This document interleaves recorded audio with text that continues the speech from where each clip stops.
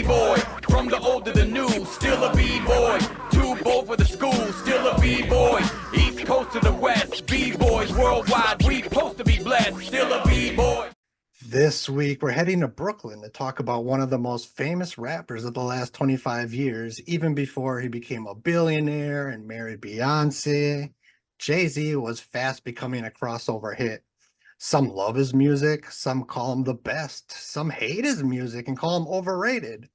I'm in the middle, but this week, we are going to do top 10 Jay-Z songs. Joining me, as always, Raven Hunter, Brad Sadler, my man, the Hurricane is here. What's up, everybody? We are going to talk some Jigga Man. All right. And my number 10, I'm going to the year 2003 to his retirement album, the Black Album. You know how rappers and retirements usually work out, and his was no different. And I'm going with the first actual song, December 4th.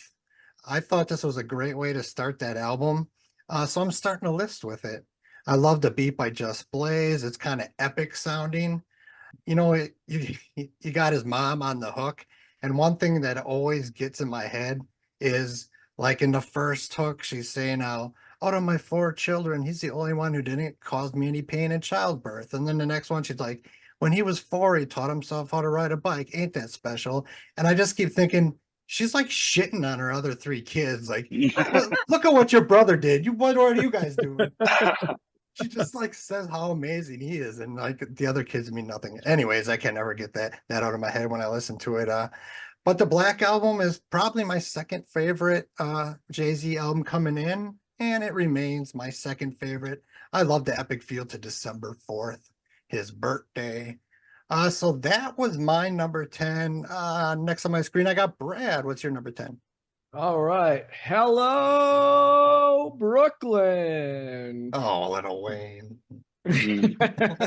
Now, I picked this song partly because Lil Wayne's on there and I like Lil Wayne, but also, man, you know what? It's pretty cool to sample that Beastie Boys line from the B-Boy Bouillabaisse off Paul's Boutique.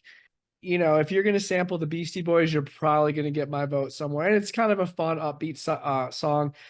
The American Gangster soundtrack is so good.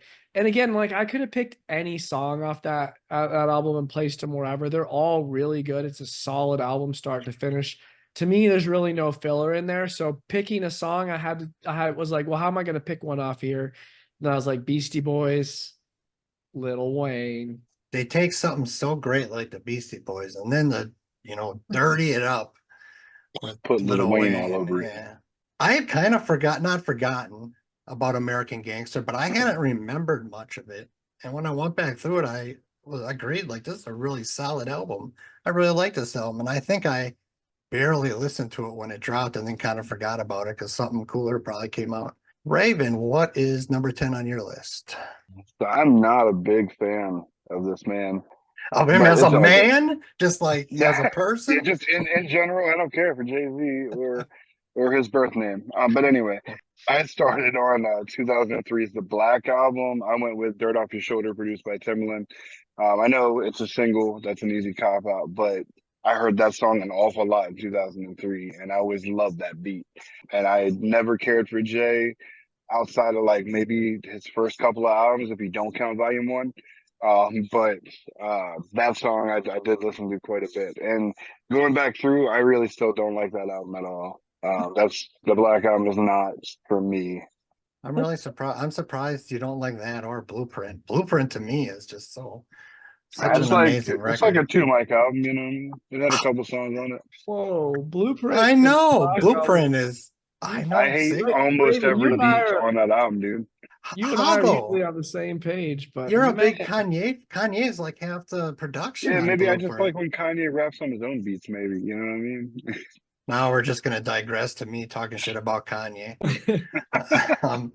But yeah, that was a big single. Timbaland on the beat. It was a real addictive sounding beat, and it was played everywhere. I think it was just too played out, so it did not even make honorable mentions. Kane, what's your number 10? I got Brooklyn's Finest featuring Biggie on Reasonable Doubt. I put this one on there because I love how they sound together, how they go back and forth, and representing Brooklyn in the song. I just thought it was super dope. Yeah, and that might be one of the most lyrical, top five lyrical verses or two verses that Jay-Z ever does. I know they go back and forth, Run DMC style. So we are back to me, and we are to number 9, and I'm going to 2001's The Blueprint. By far his best album. When it came out, I called it a 5 mic classic. Going back over it, maybe it's a 4 now to me. It didn't hit exactly the same, but it's still by far heads and shoulders above anything else that Jay-Z did. And I'm going with the song Never Change because I love the vibe of this album. And I think some of Kanye's best production is actually on Blueprint. I'll take the Blueprint production he does over any of his albums, personally. And there's so many on the real songs on this album. It's just such a great vibe. And this song just hits me in my soul.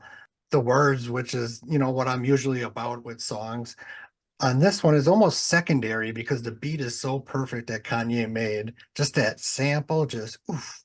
And also remember, this record dropped on 9/11, 2001. My number 9 was Never Changed. Brad, what's your number 9? Yeah, it's interesting. I didn't pick Brooklyn's Finest. I thought about it. But the first time I ever heard about Jay-Z was when I read one of the big interviews with Big and The Source, and he mentioned, he's like, "Oh, you got to check out my homie Jay-Z," and I was like, "Oh, who is this guy?" And of course, like back then, I really didn't like East Coast rappers, so I was just like, "Who is this guy?" So I don't listen to him. Later, I came back to Jay-Z, but I am digressing. It's Eminem Day tomorrow, so I am going to the Blueprint, and I'm picking Renegade because that's a fucking awesome Eminem song. And it inspired a great Nas diss later when he's like, Eminem killed you on your own shit. So that's my number 9. I fucking love the Blueprint. Phenomenal album. Better than all the other Blueprints, 2, 3, whatever. First one is where it's great. The song, I mean, really, Blueprint and American Gangster to me are kind of very similar. A lot of those 70s soul, 70s R&B samples throughout it, just really musical. Personally, like, I think for me, one of the reasons why I kind of shy away from East Coast hip hop is it's not very musical. It's much more lyrical, and the beats are kind of hard. But Jay-Z kind of married those two things. Like, he took lyrical stuff and added it to musical stuff. And so I like, of all the East Coast rappers, I like Jay-Z and Nas the best. Nas I like way better than Jay-Z, but I do like Jay-Z, and The Blueprint's a great album. And I love Eminem. Even people who hate on Eminem will always say, well, his verse on Renegade was really, really good. I mean, it's widely known. And even going back through Renegade, I think Jay-Z is even above his average. He just is there with Eminem, right? So he's gonna get lyrically killed, and M just kills it. He was 2001 Eminem, just straight for the throat, killed it, and I'm sure someone else will bring that up again. So number 9, Raven, what do you got? Number 9, I went with Brooklyn's Finest with Damn. Biggie. I like that song, and that's a standout from that first album for me. But I like Big, but he didn't add that much to the song to put it that much higher for me. I like Big more than I like Jay-Z, so that definitely helped. But I like that beat, and I like the flow and the vibe of that track. All right, Kane, what's your number 9? Speaking of features, Big Pimpin' featuring UGK. Everybody knows this song. I love the flutes and the beat. I think Timberland did the beat, and UGK is one of my favorite groups. And to put them, especially Pimp C on a Big Pimpin' song, I thought was awesome. And I know this is a Jay-Z podcast, but Pimp C's verse is the dopest verse on the song. I love that, and the way his voice sounds, and I wish we would have got more stuff from UGK as a group. And what was good is it introduced UGK to a lot of casual fans who had no idea who they were. So Yeah. it was great for their careers because I think they got a lot more eyeballs on it. And that was an honorable mention. Definitely a great song because of UGK. But even that little faster type flow that Jay does on there, I'm good with it. I'm good with it. Number 8, I'm going to 1999's Volume 3, Life and Times of S. Carter. And I'm going with the song So Ghetto. You know, I'm talking about beats. This is a DJ Premier beat that just love so much. And that's the only song I remember really loving. But when I went back over this album, I thought it aged really good. And I like it way more than I did back in 99. Jay just does his normal hustler rhymes, but his rhymes are irrelevant to me. It's that DJ Premier beat with that hook. He's scratching his ass off in that hook. It's just that boom bap hip hop that I love. I always am a sucker for good DJing in a song, and this is a prime example of that. Called So Ghetto. It's just so dope. This album, you know, when I kind of looked at the notes, it's got production by Premier, Rockweiler, Swiss Beats, Timbaland, DJ Clue, Dr. Dre. There's some heavy hitters on this record. So I gotta give love to Volume 3. That's my number 8. What is yours, Brad? All right, number 8 for me, I went to the Black Album with the big single 99 Problems. I think it's cool. It's got an old school like hip hop feel, like a Beastie Boys or Run DMC. Rick Rubin produced it. I love the second verse where he gets pulled over by the cops and he's like telling them all this stuff. I know my rights and this and that, and then they're like, just wait till we pull out the canines. You know, it's a cool little that little story in the second verse is pretty cool. And I know it's a big single, but I had to pick it. Great song. It was an honorable mention, and it didn't make my list because I was always a little salty that. So I noticed this in a lot of things, but Jay will just take straight up rip old other rappers' songs. He did it with Tupac, you know, on all three Bonnie and Clyde. He did it with Ice-T on 99 Problems. He just takes the exact hook. And it's like you never hear him showing love to who he's taken. And I always kind of, as much as I like that song, I love the Rick Rubin production. As a faithful Ice-T fan, it always kind of, you know, kind of bothered me that he stole that hook. And there was a kid I worked with like 15 years ago where I was playing Ice-T's Home Invasion, and he said, he's copying Jay-Z. And it's like, oh my God. I had to hold everything. Yeah, I had to hold everything back to not be like, what the? So that's my issue, but it's an honorable mention. You're right. That second verse is really dope. You know, going 55 and a 54. The whole shit is really good. Yeah. It's great. All right. 8, Raven. I went to 2013's Magna Carta Holy Grail, which is an album I really don't care for because I don't like a lot of the beats. But produced by Timbaland, the track Tom Ford, I fucking played that so much when it first came out because that beat is so weird and all over the place.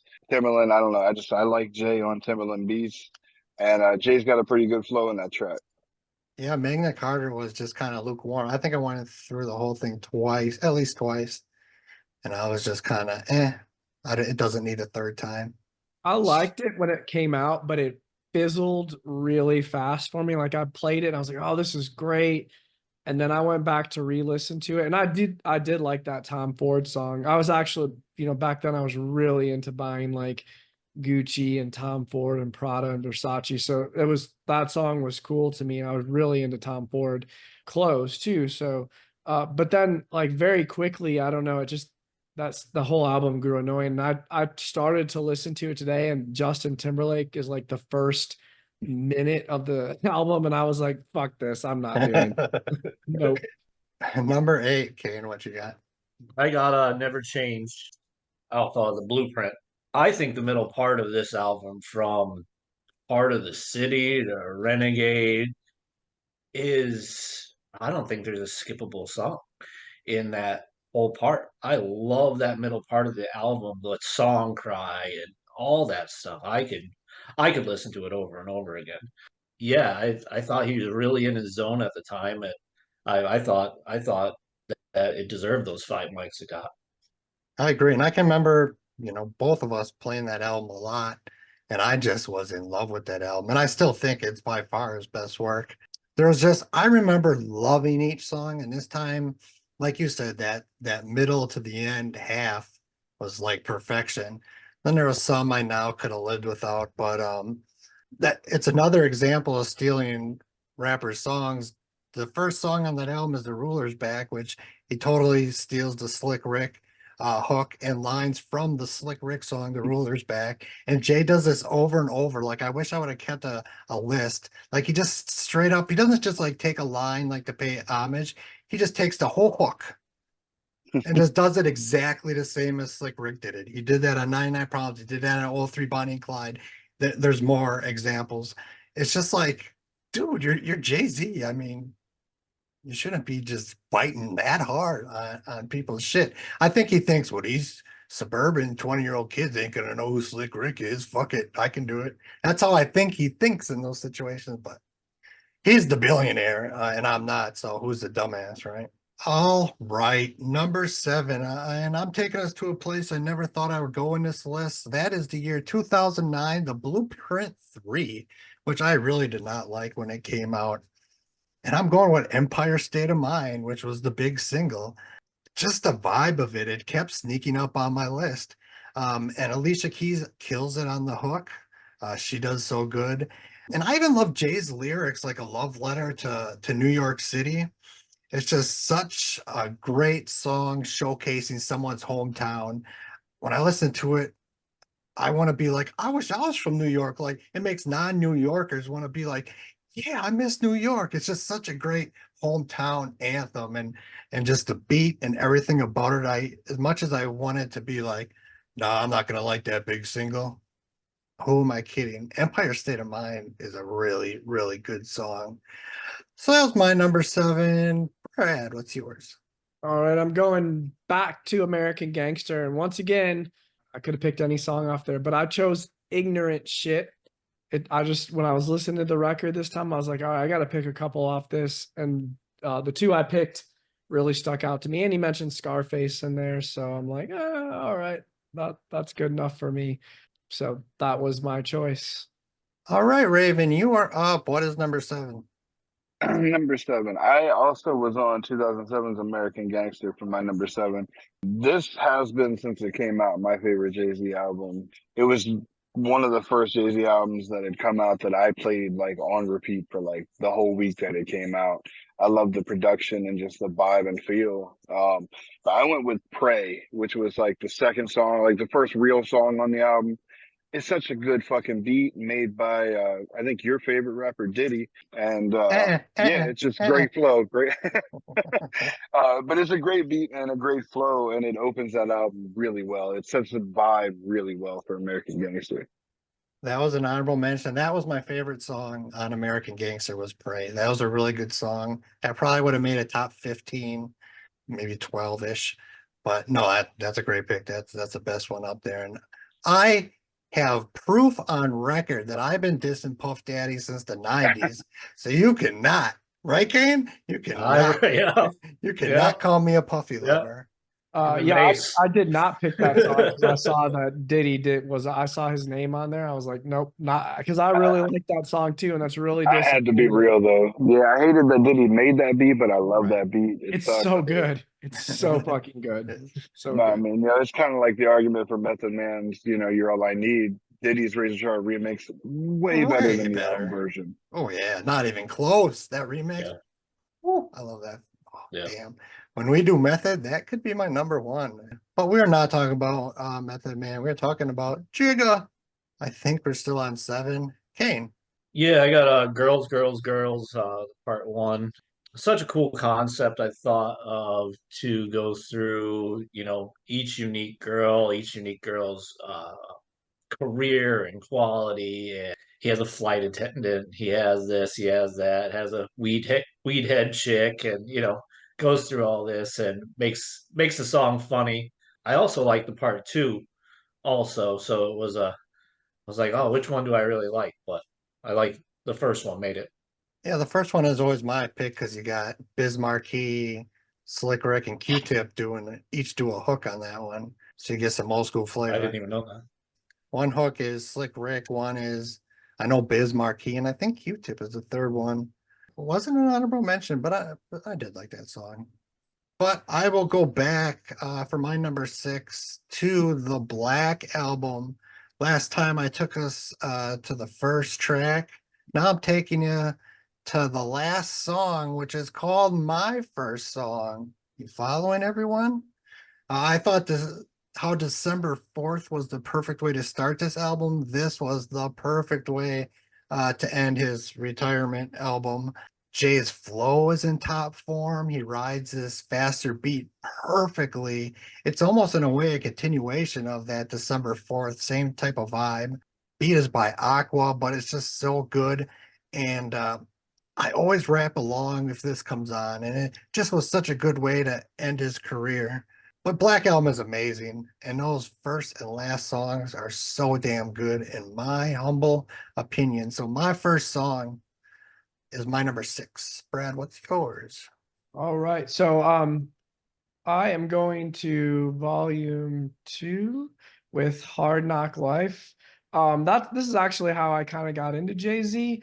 It came out in 98. So I met my wife in like 96. I was really into hip hop then, but she didn't know anything about hip hop. But she really liked musicals. Like she's really into all that, and she loves Annie.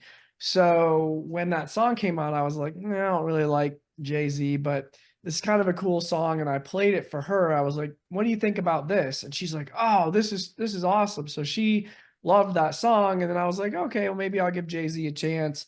So I told her I was going to include it in our top 10 list. It's kind of funny now. It's kind of like the hip hop songs that like were part of my early relationship with my wife. So Orphan Annie and Hard Knock Life for number 6. That's right. Regular podcast listeners will recall that Snoop Dogg played a big part in him, getting a date with his now wife. So, see, hip hop unites. Hip hop unites. Except for Kanye West, he kind of likes to divide people in different groups. Anyways, Find another way to hate. Find another way to hate. Oh, I can. Trust me, I can. I think we're at 6. I know we're on Raven. What do you got? I'm just gonna piggyback off of Brad with the ghetto anthem "Hard Not Life." That's also my number 6. Because that beat was awesome, produced by the 45 King. And you name another song in 1998 that was bigger, you know what I mean, on the radio. To be honest, like that song, that's all you fucking heard. And I love the sample. It was done It worked perfectly. perfectly. Right.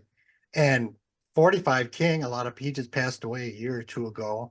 But he's someone who had been doing this since the early 80s, where the vast majority of people don't know his name, but he had been doing it for years, 45. He actually started as a rapper like in 85, had a few singles, and then just moved to producing. But I don't need to give his whole biography. Rest in peace, 45 King. Number 6, Kane. I got Moment of Clarity off Black Album. I really like the message to this song, how life's too short to hold these grudges, how it's best to forgive, and you eventually get over all the crap. Also, the beat is simple but dope.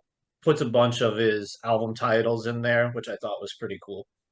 And that was an honorable mention. That was probably my number 11. It killed me not to have Moment of Clarity on there. Beat was done by Eminem, actually. Oh, really? Yeah, Eminem produced that beat. I love the beat to it. You're right. It's simple but effective. Just that it fits the vibe so well. I love Moment of Clarity. I was hoping it would make someone's list and it would get some love. All right. We're halfway. We are to number 5.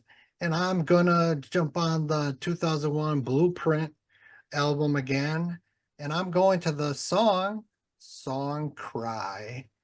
It's the beat by Just Blaze, which doesn't sound like Just Blaze. It sounds like Kanye, but it is Just Blaze. But it's like Just Blaze doing a Kanye beat better than Kanye.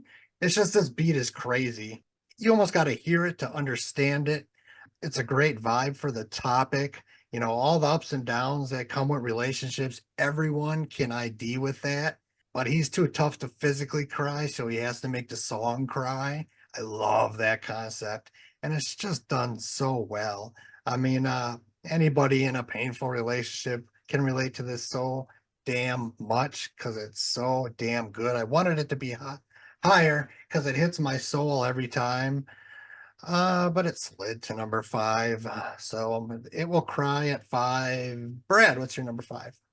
All right. So it's already been said, but Empire State of Mind. Nice. Big single with Alicia Keys. Fun facts about this song, not actually written by Jay-Z. It was originally written by, I think, 2 women, and one of them grew up in the same building that Jay-Z grew up, and then it was written as it was supposed to be sung, and Jay took and like used the similar themes in the lyrics and made it rappable.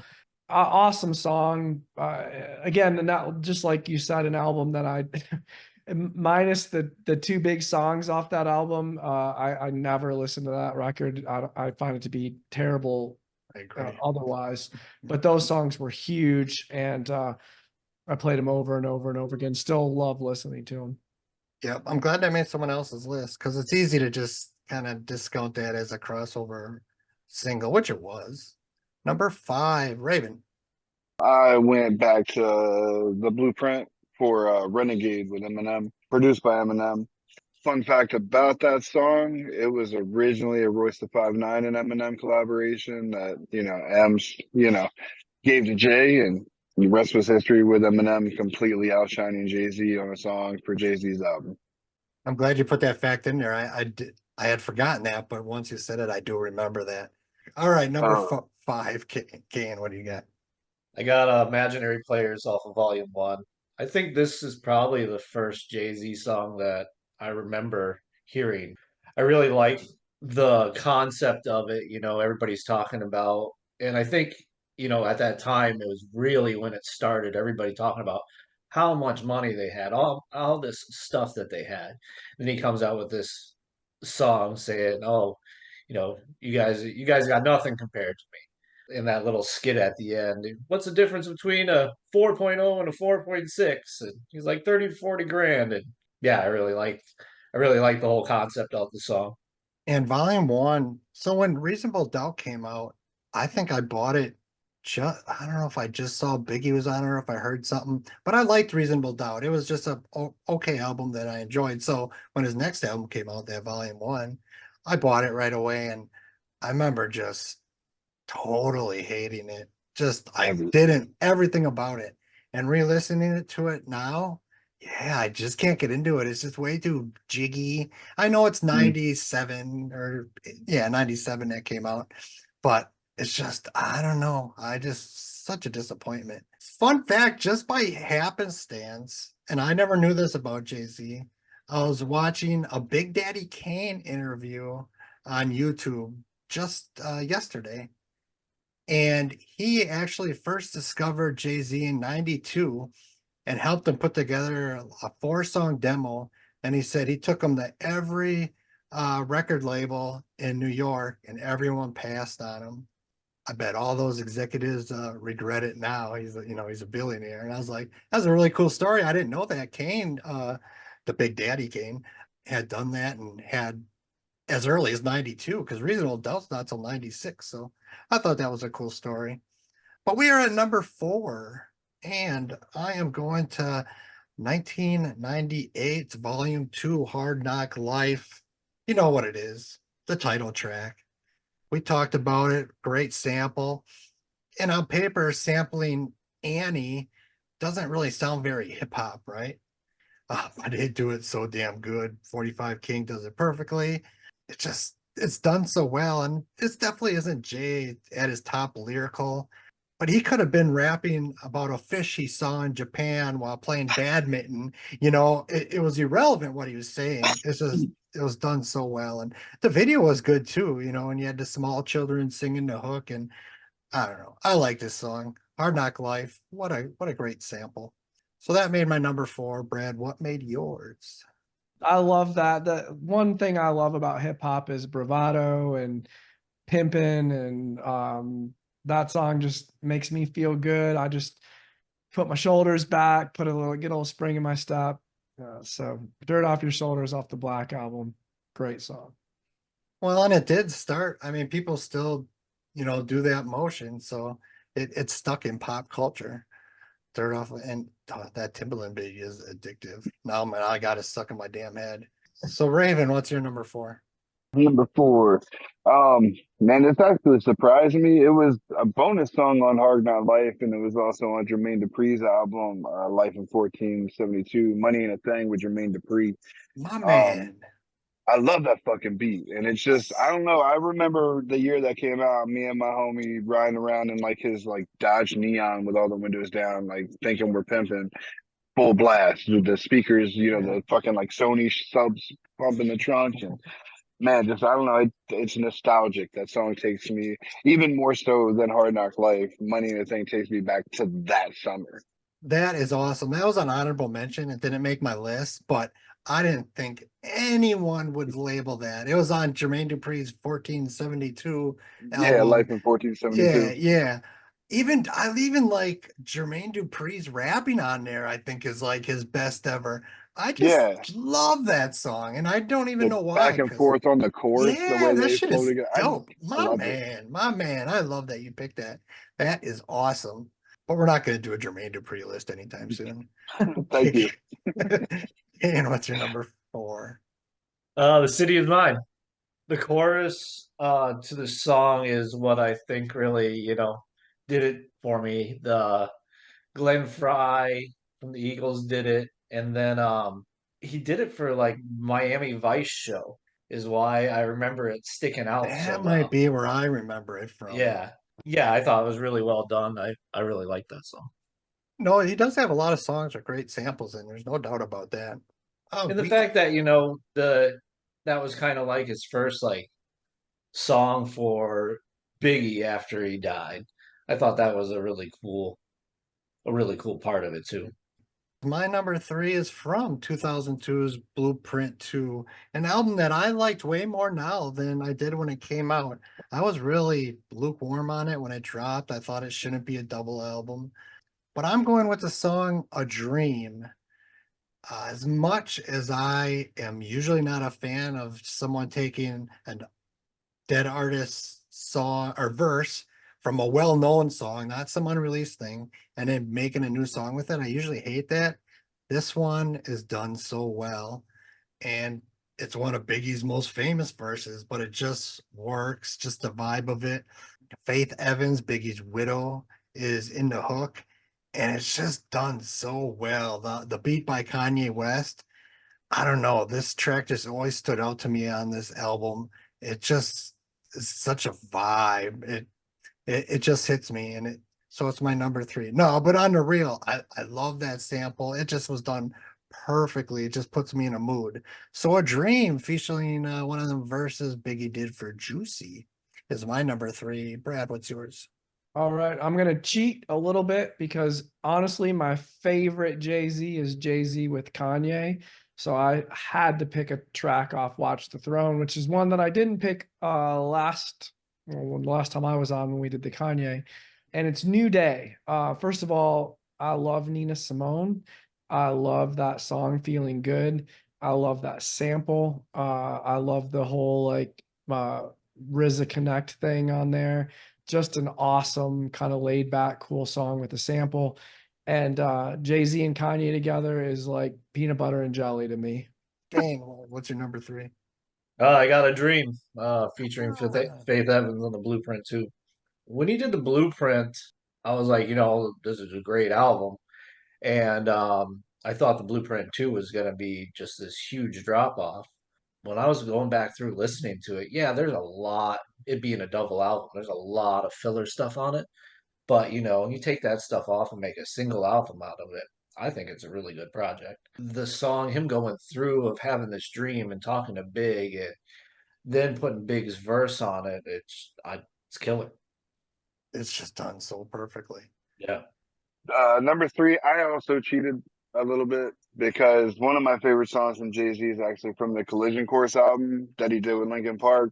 And it was Numb / Encore, because I liked Encore, the original, but just something about Encore's lyrics on Numb's beat just gets me hype. I love that fucking song. So good. I love that whole Yep. that whole project. I thought was amazing. Mike Shinoda, he helped produce that beat to get it to fit, and I love that shit. I'm glad you brought that up because you're right. That was a really good EP.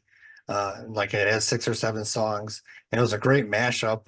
There was like a couple years where that was really popular to do these mashups, and that kind of fell out. But this is one of the better projects with mashups like that.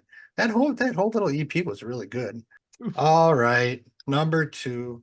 For the last time, I'm taking us to 2001's The Blueprint, and I'm going with Renegade with Eminem. The elephant in the room is obviously that Eminem destroys it. He destroys the production on the beat. He destroys them lyrically. It's obvious.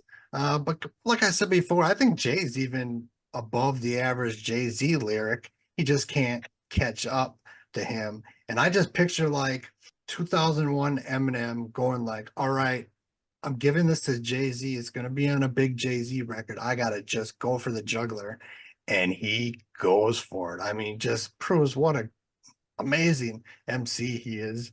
And like I also said before, even you got this group of people who just hate Eminem. No matter what he would do, they just got to shit on him. But they're always like, well, that Renegade verse, he was better than Jay-Z. So when you get the haters liking something you did, shit. So Renegade was my number 2. What about you, Brad? I also stayed with the Blueprint album. My favorite song off the Blueprint album, and my favorite song with just Jay-Z on it is Heart of the City. I could listen to that song. I could pick any day and listen to that song over and over and over and over again. So good. It's some 70s sample, but it just the whole thing sounds amazing to me. It was also on a Chrysler 300 commercial a few years ago too, which is kind of cool. I tried to find the commercial before the podcast, but I couldn't find it. But I do remember it. That was on honorable mention. That really great song. It's that part of that middle part of that album we were talking about. Number 2, Raven. What you got? I went back to the Black album for the Rick Rubin produced 99 Problems. Yeah, I know he stole some shit for that song, but he does it really well, and I love the beats. And we had a local band named Abstract that used to play, and at the end of their set, they would do like 5 of their favorite song covers, and 99 Problems was always done. And I just always loved that fucking song because I saw them like 8 times, and they did that shit every time. And I always got hype as shit because I just love that beat. No, it was done perfectly. And I love Rick Rubin, that old Beastie Boys vibe to it. It is a great song. Number 2 for you, Kane. I got Excuse Me Miss off Blueprint 2. I'll always turn the song up when it comes on. I like the talking about being, grown and approaching a woman and having a grown-up relationship, and the Neptunes beat and Pharrell on the chorus is awesome.